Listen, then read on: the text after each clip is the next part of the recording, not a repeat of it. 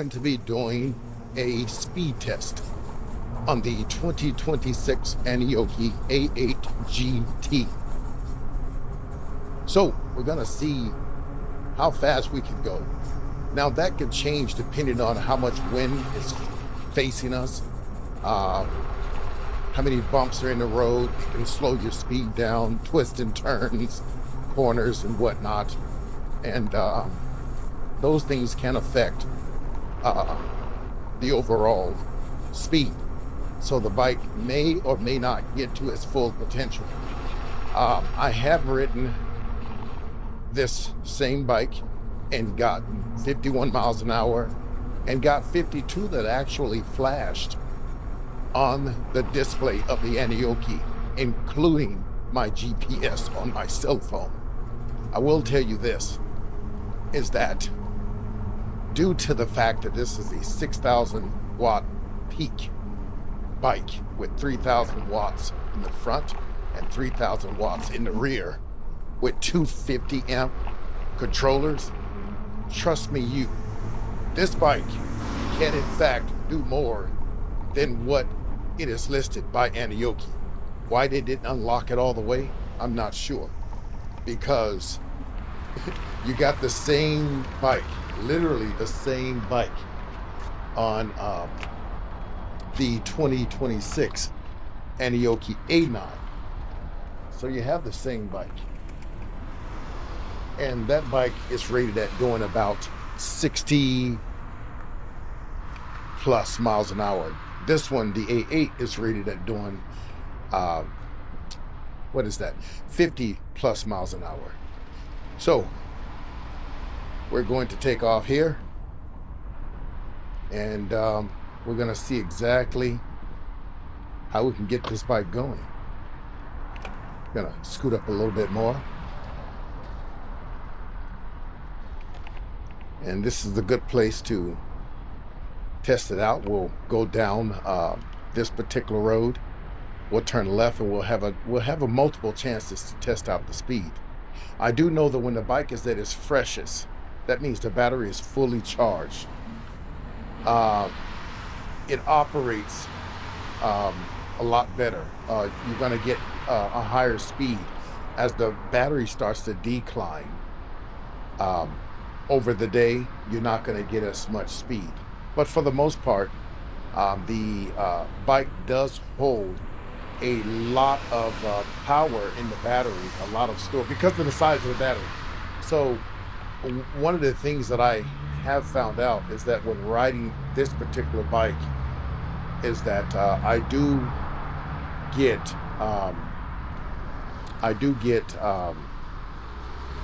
accurate results for most part. And so that's a good thing. I'm hoping this light picks my bike up and doesn't allow cars to continue to go before me. But we'll see. Nope, I'm gonna have to go, and I'm going now. All right, let's see what we can get. I'm not going to lean down or nothing. Okay, we're at 50 miles an hour. We have 51, 52, it flashed again. 52 miles an hour flashed. And this is without me leaning down. If I lean down, I'm probably gonna stick around 51 miles an hour.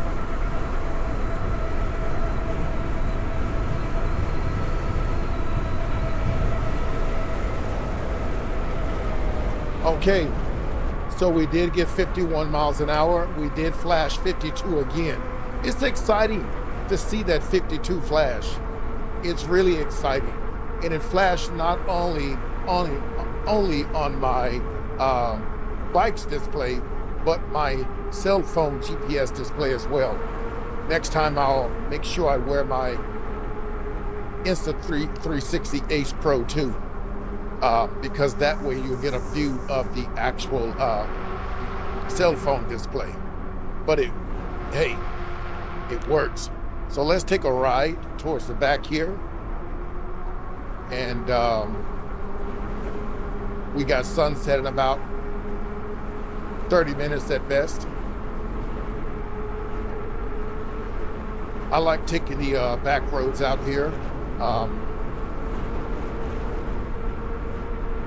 You get the countryside off to the left, and you get the freeway off to the right.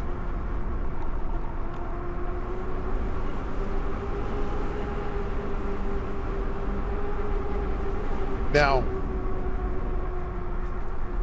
I think I'm okay from getting bugs inside of this area here. I should be pretty good. If I do have a problem, I do have my netting. All right, we got the beautiful sunset. We're about 5 to 7 minutes away from the Sacramento airport. And I'm gonna lower this to number 3 because now I can just cruise. And this is what I love, is cruising at about 15 to 25 miles an hour. It allows me to enjoy everything around me out here because it's beautiful. And I want you folks to really know how stable this bike is. The lighting system is not bad. Okay, matter of fact, let me turn that on now. Anytime you ride your bike, your e-bike that is, your headlights should be on, whether it's night or day. Okay, but the lighting system is not bad on this bike. It can use some improvements. It does need higher lumens. It does have the battery size that can accommodate 2,000 lumens, whether you have a single rectangular headlight or 2 round headlights that have a higher output. And I think that's something that Aniioki should look into. As far as the agility of the bike, I'm gonna take these little dots here, show you just how wonderful that is. Look at this. Look at this. This is how nimble this bike is. The agility and the fact that it could turn this way without a lot of feeling, so like the bike is so heavy. And I'm gonna go again. Here's the stop here, okay? And I'm not gonna use the brakes. You can see right now. You see this? This is awesome. The fact that it maneuvers this way makes this bike an excellent bike for almost any condition, such as city commuting, urban rides, touring, and yeah, that's what I said, bike touring. And if you know what bike touring is, we're not talking about a regular bike, a non-electric e-bike. We're talking about a motorcycle. They have touring motorcycles that are made to go long distance. They have comfort and all the good stuff with them. I've had one. I'm looking at getting another one for multiple reasons, but I haven't boiled it down to, should I get that or should I get something more suitable for getting me through the woods in a grid down situation. So I'm going back and forth. One of the things I love about this bike is its low center of gravity. The low center of gravity is really, really, absolutely the best, because although my seat is somewhat low in its low position, the lowest position, I can stop, put my feet flat on the ground. Now, if I want to ride for long distance and do more pedaling, and use pedal assist, then I want to be at a 90-degree angle. So I want to raise the seat up. And so the bike is capable of providing those checkpoints for you. So, like I said, riding out into the sunset is absolutely amazing with the Aniioki A8 GT. In fact, any maker model from Aniioki, and I'm gonna go as far as saying any e-bike, but with the Aniioki brand, I'm so used to this bike that I couldn't ask for anything more, simply because I've collaborated with these people for about 2 bikes, and and 2 are purchased with my own money. Other than that, man, you gotta love it out here right now. You've gotta love it.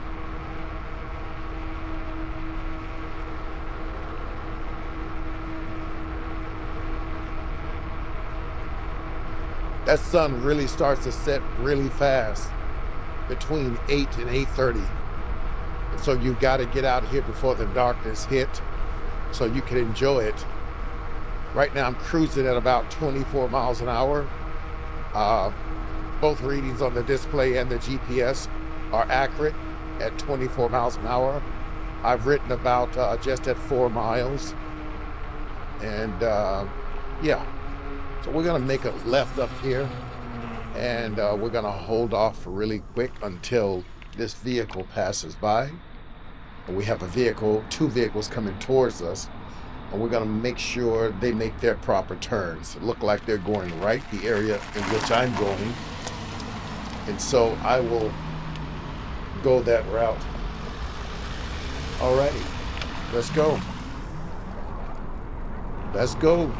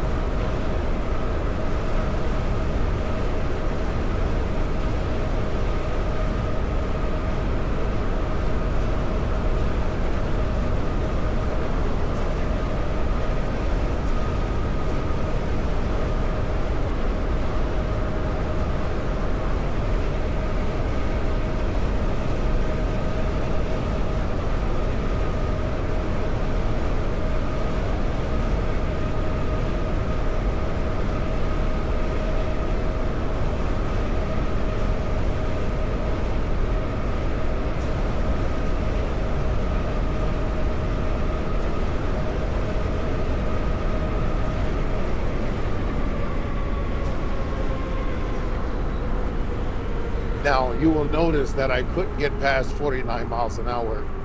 I'm going into a headwind.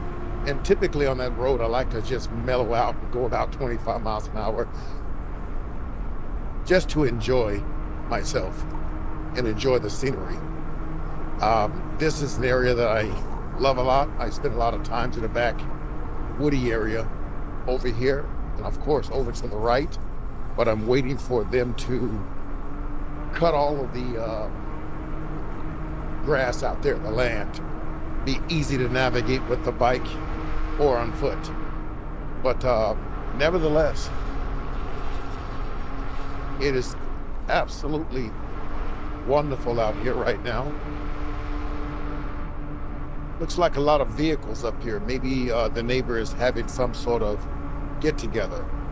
When you find vehicles parked up here like that, that's exactly what's going on. Oh, that's cool. Got some 2 lovebirds over there relaxing. All right. Let's go ahead and we're gonna take Garden Highway down here.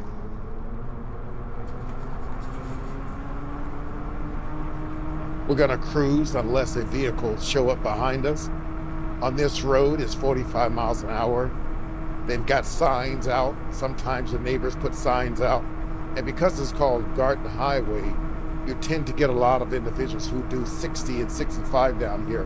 And I've seen accidents where cars sliding off the side of the road come around a corner because they didn't have the proper car, the proper abilities, nor should they be speeding. But it can be a dangerous road. For the most part, it's pretty safe. But it is very, very nice out right now. And I think what I'm going to do, I'm feeling some of the bugs get in certain areas. So I'm gonna go in here, pull out my netting,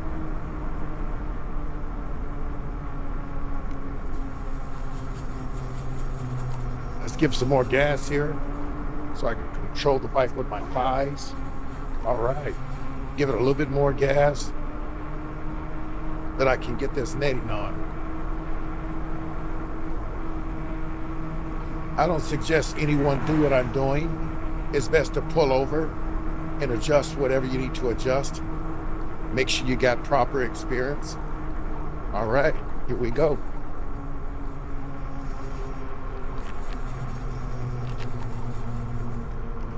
There we go. I still need to make a few adjustments. Yeah, there we go. There we go. All right, much better. Much better.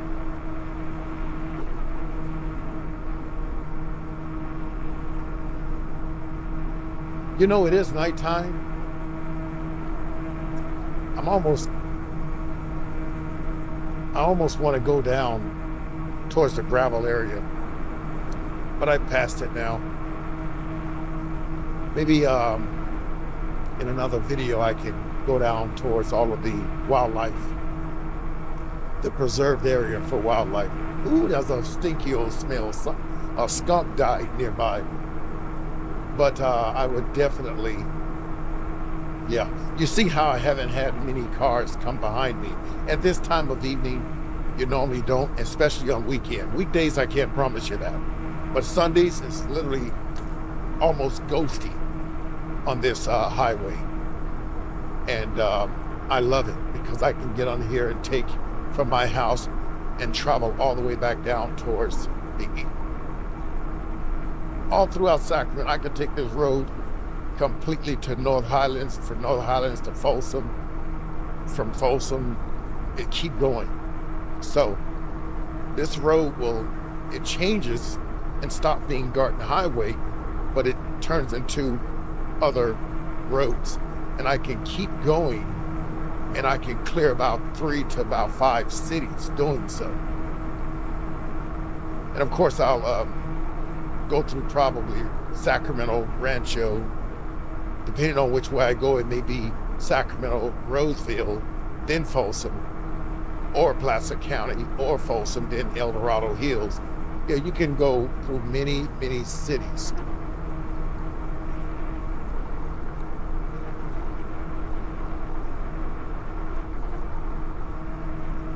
Can't believe not one vehicle behind me, and I'm just enjoying myself. It's really nice. I love this. You know, one of the things I tend to do every so often is ask my followers, what type of videos would you prefer to watch? And when I say videos, I'm saying video that is e-bike related. Do you want to see more technical aspects of e-bike videos? More adventure e-bike videos, camping e-bike videos, more loadout, e-bike loadout. What an e-bike loadout would be is no difference from a vehicle loadout, a truck loadout, SUV loadout. A loadout is basically a vehicle that's prepped to have emergency supplies and all of the ins and outs you would need in case of a grid down situation. So what I'm going to do is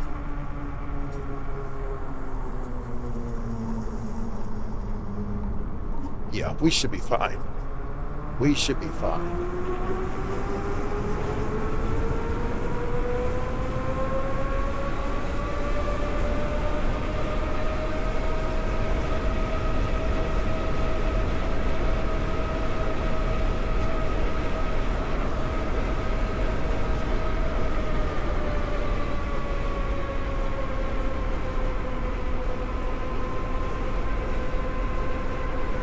What's crazy is that I'm looking at these strange clouds that are farther in front of me.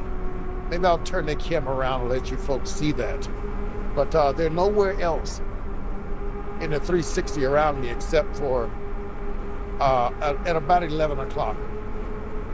It's weird. I do see some smaller ones at about 10 o'clock. But just sort of strange.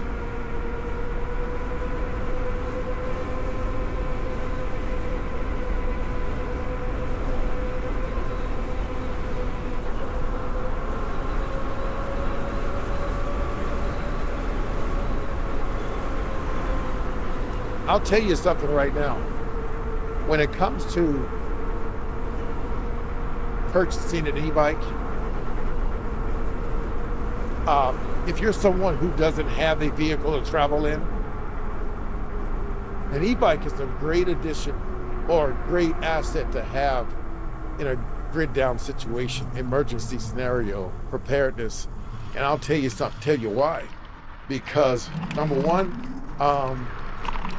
let's take this back road. We're not out here to stay all day because the sun is falling, and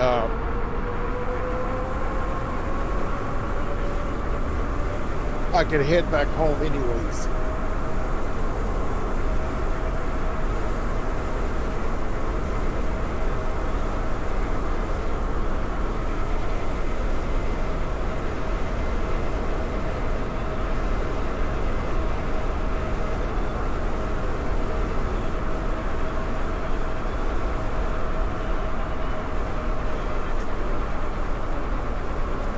But as I was stating, it's a great asset to have because it puts you in a very good position when it comes to being able to avoid gas lines that vehicles would have to have, avoid mechanics because vehicles are going to need to be fixed. I mean, you have your pros and you have your cons, but you have more pros with e-bikes than you do cons. Because if you, for some reason, needed a part, you don't have to worry about needing a part right away when having a brand new e-bike, even an e-bike after a few years of use. Because the only thing that you're probably going to need that's not major would be brake pads, maybe some new brake cables, keep some of that on hand, maybe keeping some brake fluid on hand, things like that. Let's see, what else?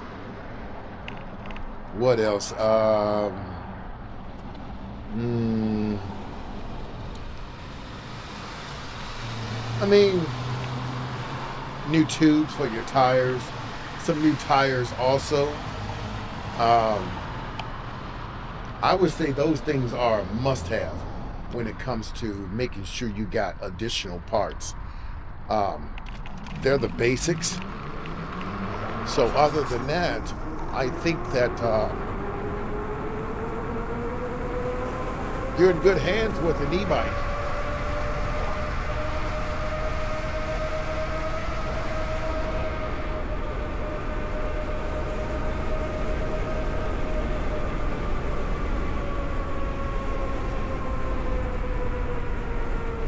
And if you've got the proper e-bike, then guess what?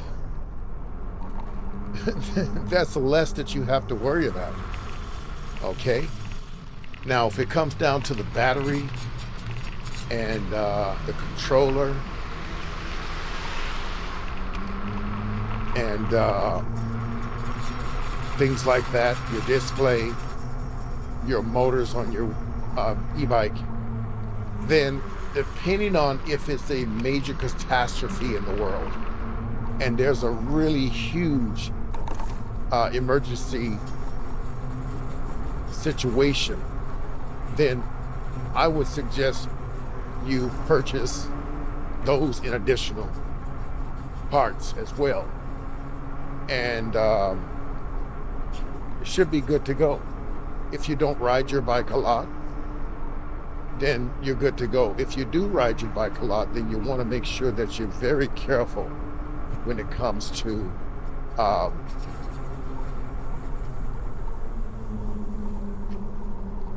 just beating the hell out of your bike. Anyways, take care.